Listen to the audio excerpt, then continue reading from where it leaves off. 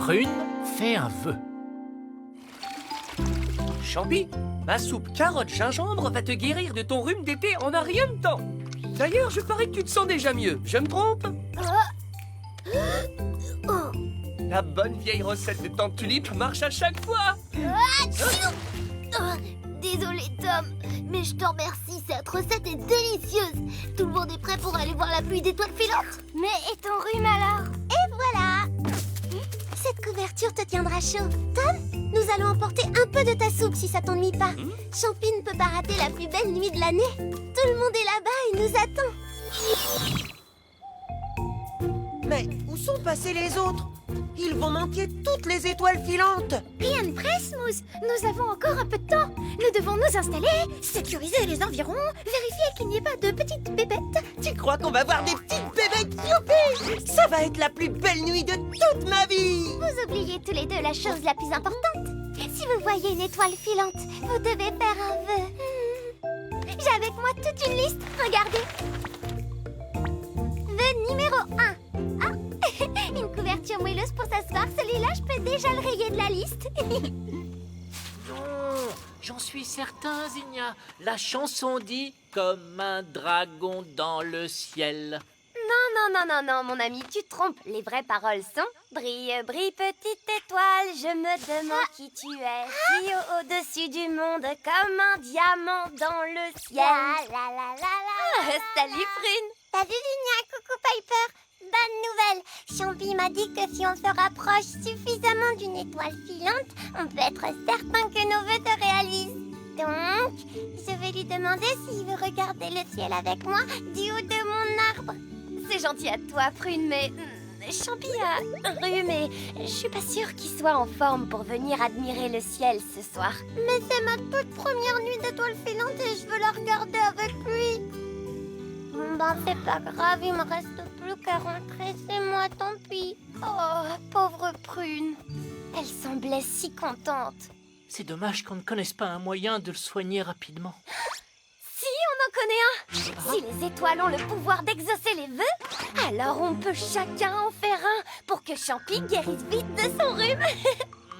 Mais pour ça, il faut qu'on voie une étoile filante. Ça ne marche pas avec les étoiles normales. Elles ne sont pas assez puissantes pour exaucer les vœux. Oui, c'est une très bonne idée. Nous allons prendre l'avion d'Ellery et voler jusqu'à l'étoile la plus proche. Ensuite, nous ferons un vœu pour que Champi guérisse et qu'il puisse assister à la pluie d'étoiles filantes avec Prune. Bravo, mon Piper, t'es un vrai génie.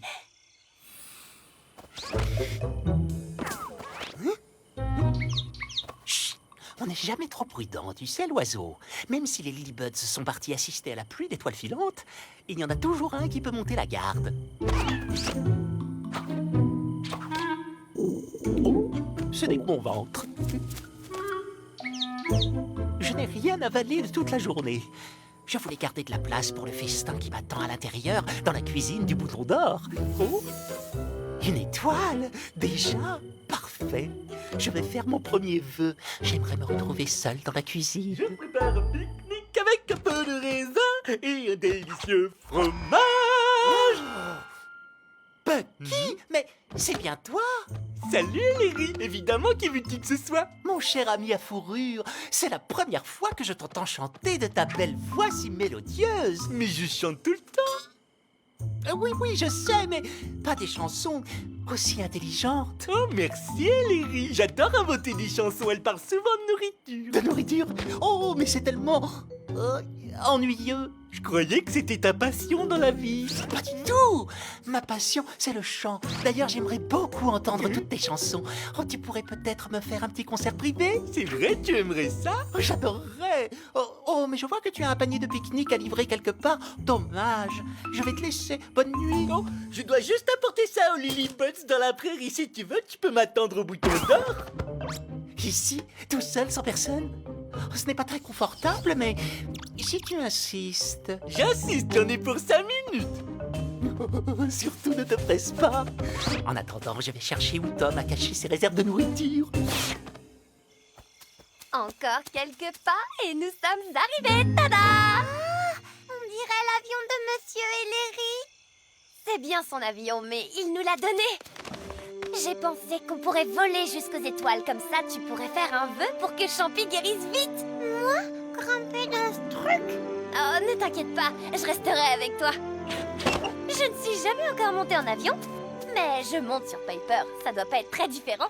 C'est faux, ça n'a absolument rien à voir. Tu n'es pas obligé d'y aller si tu n'en as pas envie. Alors, qu'est-ce que t'en dis? Pour Champi? Pour Champi. C'est d'accord, Vigna. Allez, Piper, j'ai besoin de ton aide pour faire démarrer cet avion. Es-tu vraiment sûr de vouloir y aller, Zinnia? Après tout, on ne sait pas si on peut se rapprocher d'une étoile en avion. Et si on le peut, elle risque d'être très chaude, peut-être même collante. Qu'est-ce que vous racontez tous les deux? Rien d'important, Prune, tout va bien se passer. Vas-y, Piper, fais tourner l'hélice, s'il te plaît.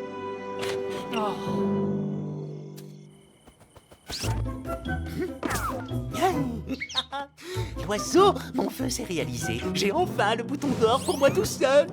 Voyons, si j'étais à la place de Tom, où cacherais-je mes réserves de délices? Mais...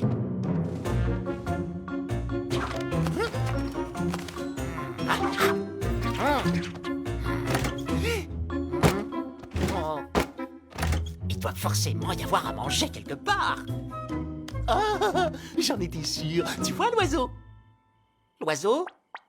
Oula, tout est drôlement calme d'un seul coup et très silencieux. Oui, je sais que tu aimerais manger, mais je ne resterai pas ici une minute de plus. Hop. Est-ce qu'on vole? Comment ça se fait que je te vois encore? Vous n'avez pas encore décollé. Tant pis, on aura essayé. Tout le monde descend. Peux-tu nous pousser, s'il te plaît? D'accord, mais je pense que ça ne marchera pas.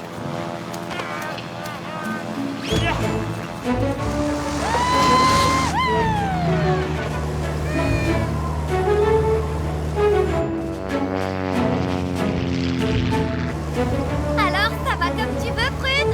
Oui, mais j'ai un petit peu le vertige.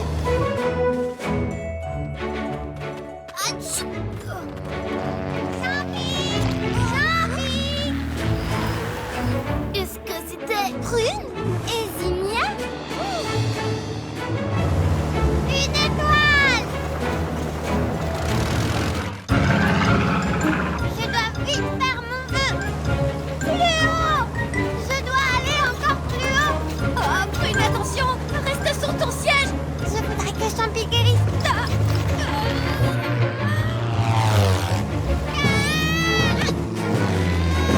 Prune! Accroche-toi bien, Prune! Nous allons bientôt atterrir! Il fait trop noir pour que Zinnia se pose. Elle ne voit pas le sol. Même la lumière de la lune n'éclaire pas assez. Des fleurs de lune! Il faut vite que vous fassiez pousser des fleurs de lune. Leurs pétales reflèteront la lumière de la lune. Zinnia, les fleurs de lune! Suis les fleurs de lune! Étoile, j'aimerais bien que Prune fasse un atterrissage en douceur. Prune, saute!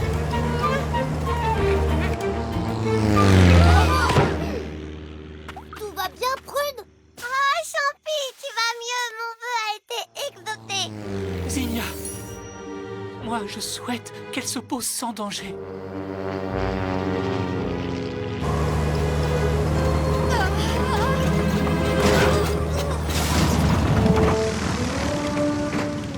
Zinnia, ça va?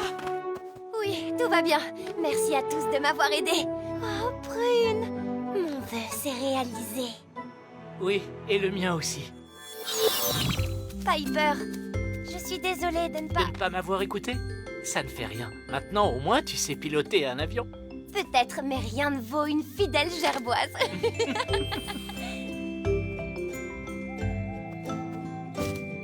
Merci, Bucky. Tu ne restes pas pour regarder les étoiles filantes? Non merci, chef Tom. Je dois filer les rimatons au bouton d'or. Tu as laissé Larry tout seul au bouton d'or? Oh, je savais que ce chipmunk profiterait de cette nuit pour se glisser dans ma cuisine. Eh bien, tu avais tort, Tom. Je suis là. Mais je pensais que tu voulais entendre mes chansons. Et je t'ai dit que je revenais tout de suite. Bucky, il s'est moqué de toi. Il t'a juste dit ça pour que tu t'en ailles et qu'il puisse tranquillement shipper nos provisions. N'est-ce pas, Larry? C'est vrai, j'ai fait un vœu pour être tout seul au Bouton d'Or. Mais je me suis senti beaucoup trop seul. Alors je suis venu ici, et je ne vous demande même pas de nourriture. Mais tu accepteras quand même une petite part de tarte. Oh, allons, mon ami à fourrure, je n'ai pas toute la nuit devant moi. Chante-nous une chanson. D'accord, un vœu sous les étoiles filantes. Sous les étoiles, j'ai rêvé de manger une tarte aux fruits sucrés. Et